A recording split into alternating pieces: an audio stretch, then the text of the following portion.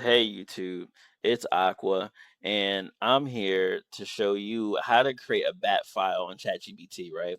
So what you can do is, once you have ChatGPT open, you can ask the question, can you create me a .bat file, opening Microsoft Edge, right? I don't know.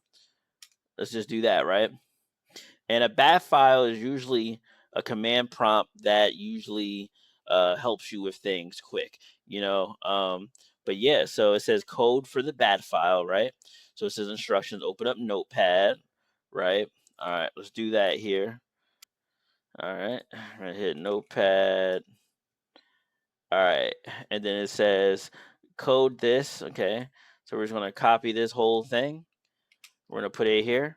All right, paste the code, go to save as. All right, we're gonna save it as all types. Okay, and then name it .bat. Okay, so it says save all types. I'm gonna save all types here.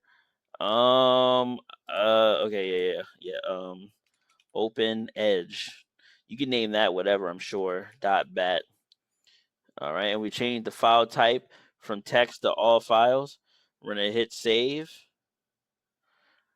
All right, and then save it where you want to run. All right, bet. So let me just X out all my browsers here. All right, I'm gonna open up the file now here. We're gonna go to downloads, and then yeah, go to downloads, open up edge.bat. It worked. Okay, and then once you do that, also you can say, "Can you create the file for me?" And it'll create the .bat for you. I meant to say that. Yeah, it can just create the .bat for you. You don't have to do the same thing. You don't have to do the instructions. You could have just asked to download the .bat. I meant to also put that in there, but I just sprinkle it in there. Cool.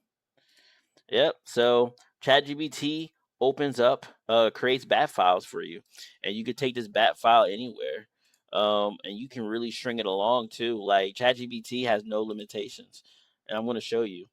Let's get it. Let's go. I'm seeing the next video. Peace.